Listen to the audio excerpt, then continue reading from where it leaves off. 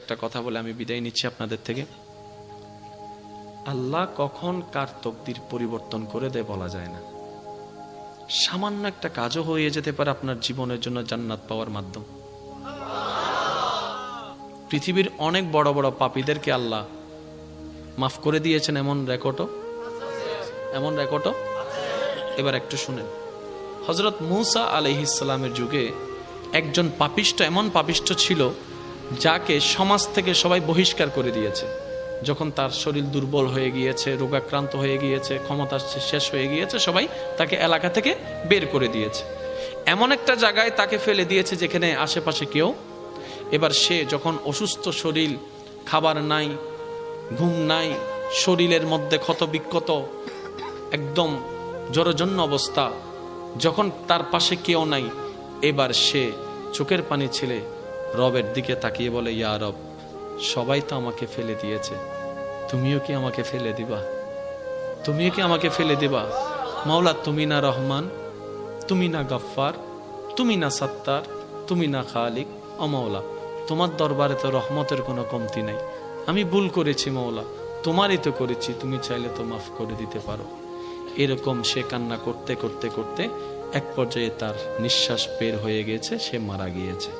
ইন্না লিল্লাহি ওয়া ইন্না ইলাইহি রাজিউন।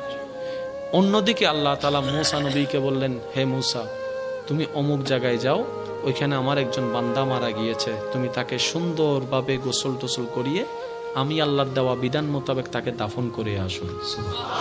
তো যেহেতু মূসা নবী আল্লাহর নির্দেশ পেয়েছেন, কোন মূসা নবী? যিনি নবী, জলিলুল কদর একজন নবী।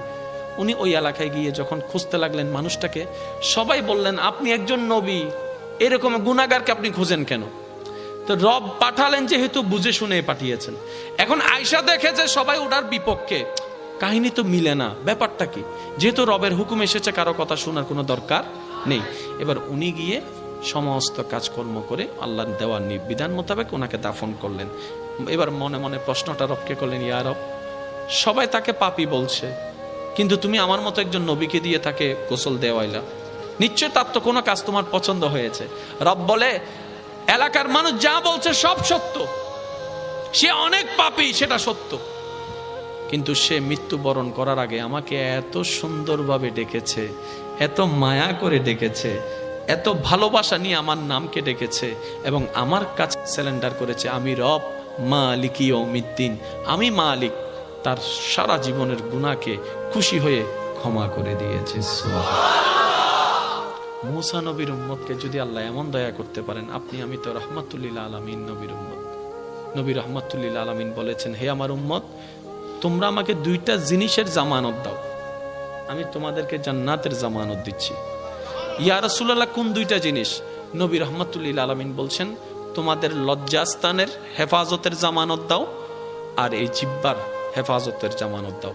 এই লজ্জাস্থান অন্যায়ভাবে ব্যবহার করা যাবে না, আর এই জবান কখনো ভালো ছাড়া খারাপের জন্য ব্যবহার করিও না। এমনকি এই জবান কারো অন্তরে যেন কথা দিয়ে আঘাত না আসে, সেভাবে তুমি চলবা। তুমি এই দুইটার হেফাজত আমাকে দাও, ঈমানের পরে জান্নাতের দায়িত্ব আমি নিয়ে নিলাম। আপনি ক্ষমা করতে থাকুন, এটা আমার একটা অনুরোধ। যদি সুখে থাকতে চান, ভালো থাকতে চান, অতীতে কি হয়েছে, কে কষ্ট দিয়েছে, কে ন্যায় করেছে, কে অন্যায় করেছে, সব বিচার আল্লাহর উপর ছেড়ে দিয়ে আপনি মাফ করে দেন। যে মাফ করে দেয় তার অন্তর পরিষ্কার থাকে। সুবহান। নবী রাহমাতুল লিল আলামিন বলে, আল্লাহর দিকে তাকিয়ে আল্লাহর বান্দাকে মাফ করে দাও। তোমার যদি